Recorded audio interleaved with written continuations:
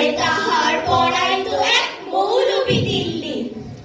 একদা প্রভাতে গিয়া দেখেন বাদশা শাহজাদা এক পাত্র হস্তে নিয়া, ঢালিতেছে বাড়ি গুরুর চরণে, পুলকি তরিতে আলো নয়নে। শিক্ষক শুধু নিজ হাত দিয়া নিজেরই পায়ের ধুলি, ধুয়ে মুছে সব করেছেন সাফ সঞ্চারী অঙ্গলি।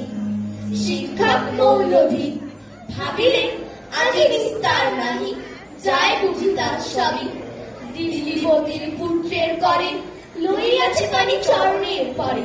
স্পর্ধার কাজ হেন অপরাধ কে করেছে কোন কালে। ভাবিতে ভাবিতে চিন্তার রেখা দেখা দিল তার ভালে।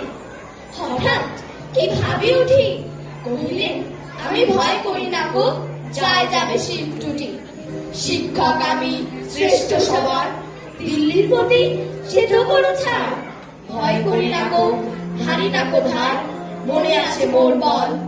বাদশা শুধালেন শাস্ত্রের কথা, শুনাবো অনুবল।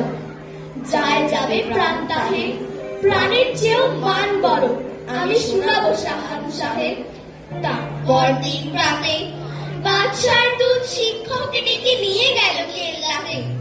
ঘাস কামড়াতে যাবে শিক্ষকের ডাকে বাদশা কহে, শুনুন জনাব তবে। পুত্র আমার আপনার কাছে সৌজন্য কি কিছু শিখিয়াছে? বরং শিখেছে বেয়াদবি আর গুরুজনে অবহেলা। নহিলে সেদিন দেখিলাম যাহা স্বয়ং সকাল বেলা। শিক্ষকে কত যাবো না আমি বুঝিতে পারিনি হায়, কি কথা বলিতে আজিকে আমায় ডেকেছেন নিরালায়। বাদশা কহে সেদিন প্রভাতে দেখিলাম আমি দাঁড়াই তফাতে। নিজ হাতে জলের চরণ আপনি করেন প্রক্ষালন।